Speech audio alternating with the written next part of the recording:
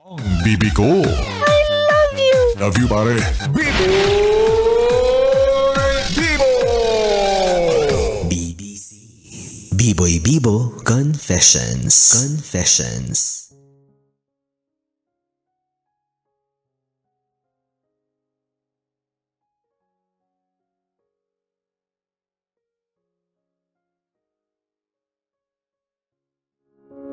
Bibi, ito na ang sulat na dapat ay mapakinggan mo.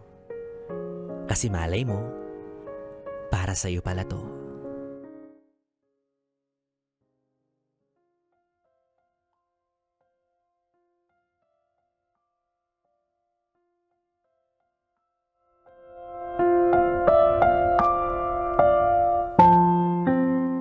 Para sa pinakamamahal kong si Steve.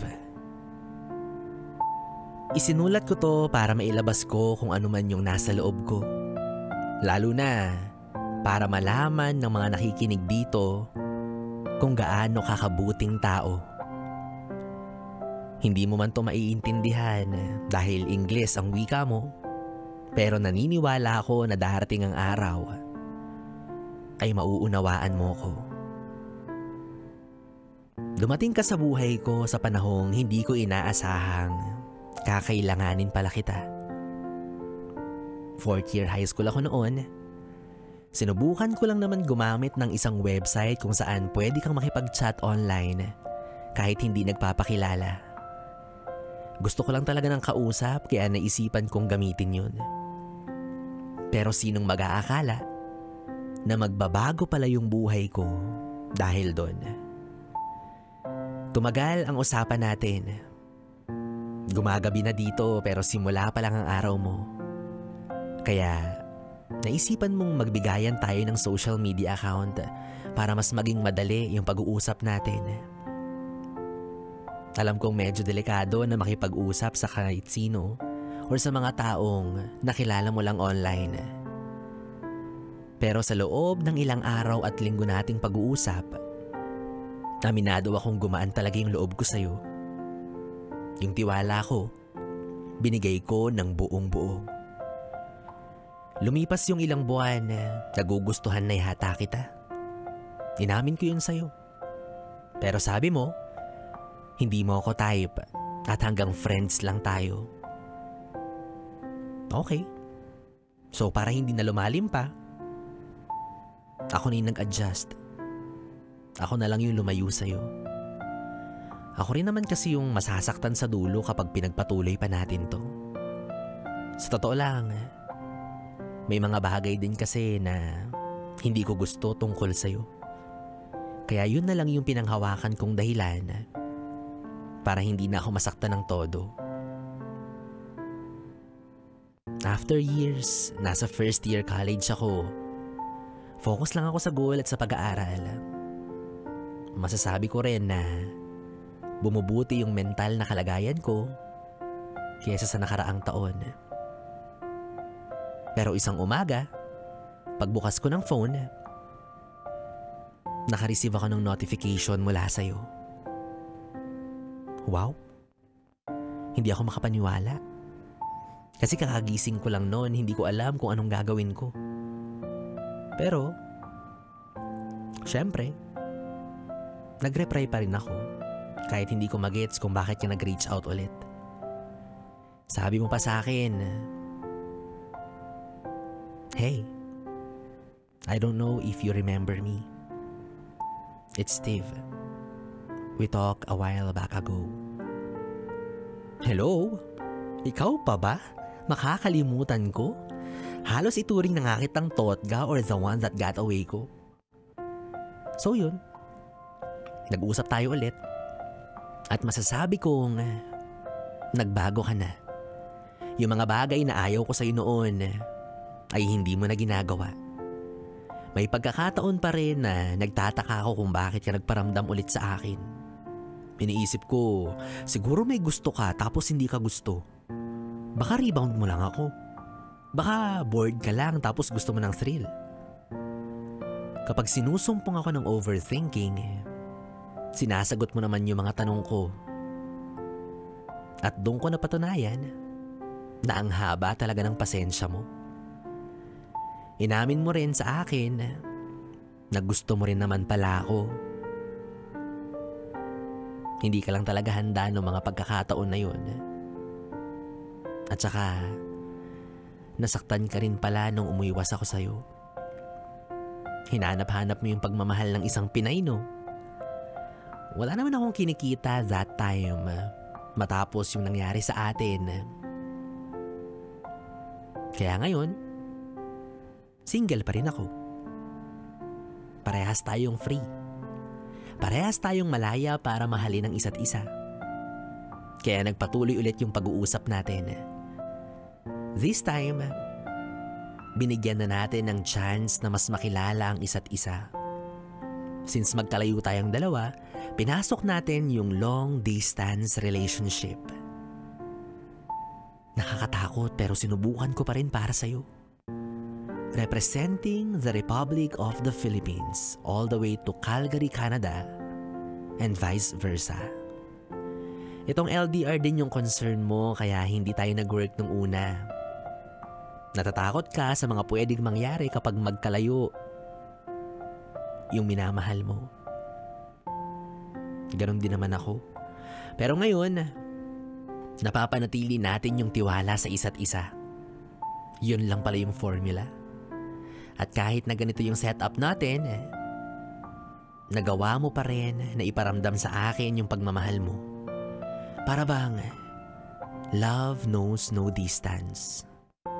Sa tuwing pakiramdam ko na inaapi ako ng mundo at wala akong kakampi, nandyan ka para palakasin yung loob ko. Para damayan ako. Naalala ko noon, nasa crucial stage ako ng college. Tinulungan mo ko. Nakikinig ka sa mga rants ko kahit balu-baluktot yung English ko. Pinagdadasal mo ko kapag hindi ako okay. Lagi mo kong ini-spoil, mapapagkain man yan, o kahit maging sa skincare ko. Madalang din tayong mag-away, no? Tapos, ang bilis pa magkaayos. Minsan talaga, aaminin ko, nagpapabebe lang ako sa'yo. Pero ang sweet lang kasi sinusuyo mo rin ako. Dahil sa pagmamahal mo sa akin, natuto rin akong mahalin yung sarili ko. Sabi nila, ang swerte mo raw kasi ako yung naging partner mo. Pero ang totoo, mas swerte talaga ako sa'yo. Sa panahon kasi ngayon, ang hirap nang makahanap ng tulad mo. At higit sa lahat, magkaiba man tayo ng lengguwahe, naiintindihan mo pa rin ang nararamdaman ko. Steve, salamat kasi nare-respeto mo ako sa lahat ng aspeto, lalo na yung mga desisyon ko. Sobrang saya ko kasi nagkaroon ako ng lakas ng loob na ipakilala ka sa pamilya ko bago yung graduation ko. 2019 nung nag-decide ka na pumunta sa Pilipinas para umattend sa graduation ko. Ayaw ko naman na masurpresa yung pamilya ko na doon ka na lang nila makikilala. At magugulat na lang sila na may jowa na pala yung anak nila. At yun, laking pasasalamat ko na lang din kasi tinanggap ka nila at tinanggap nila yung meron tayo. Actually, nagulat silang lahat. Akala nila tatahi-tahimik lang ako. Akala nila focus lang ako sa pag-aaral ko. Pero hindi nila alam, may Steve ako na ginawa kong inspirasyon. At nung first time nating magkita sa personal, nagulat ako kasi totoo pala yung pantasya ko. Hawig mo nga si Stephen Curry. Kasing tangkad mo pa. Yung relasyon na meron tayo, pribado pero hindi naman sekreto. Alam ko naman na nararamdaman mong mas secured ka na simula nung naging legal tayo sa side ko. After graduation, ang bilis ng pangyayari. Hindi ko ina-expect na magpo-propose ka. Napag-usapan kasi natin noon na gusto ko sana ipagpatuloy muna yung karir ko. Pero tama ka naman. Sabi mo nga, kaya naman ipagpatuloy ang career kahit na engaged na tayo. So I said this. Nasa iyo na lahat eh. Para sa akin, ikaw na ang the one. Kahit noon pa man, ikaw na talaga yung taong nakikita ko na makakasama ko habang buhay. Steve, ang bilis ng panahon, no? 2025. Ito na ako. Nandito na ako sa bansa mo. Dati, nanonood lang tayo ng movie sa sarili nating phone. Video calls lang habang kumakain at kunyari nagde-date.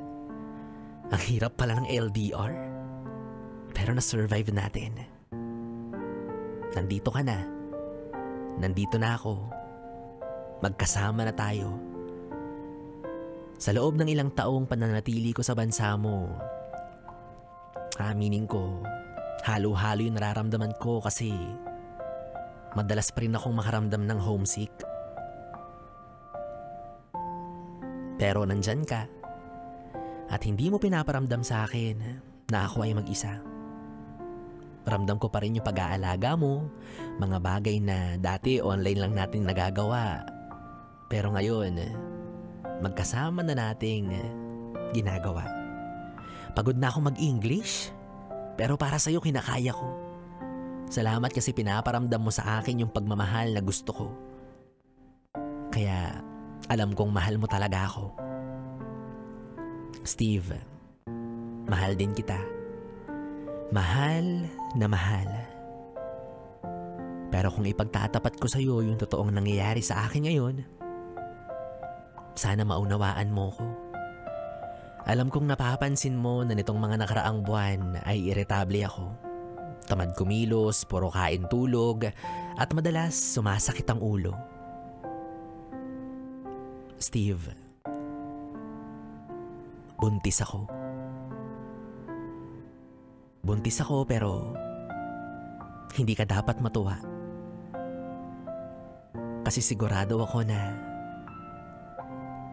hindi ikaw ang ama. Steve, pasensya na. Hiyang-hiya ako pero mahal na mahal kita. Isang gabi ay may nangyari sa amin ang kababayan ko dito mismo sa bansa mo. Hindi ko na kayang ikwento pero sana mapatawad mo ko. Sobra-sobra yung pagsisisi ko pero wala na akong magagawa. Nagsisisi ako.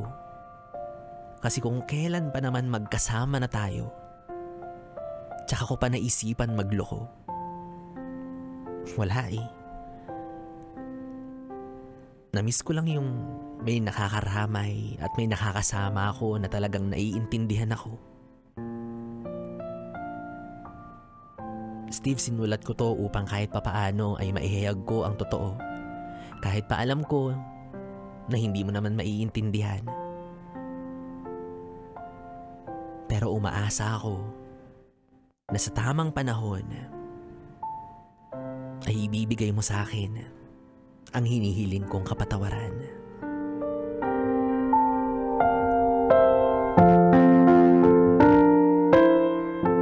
Yes, it's me, V.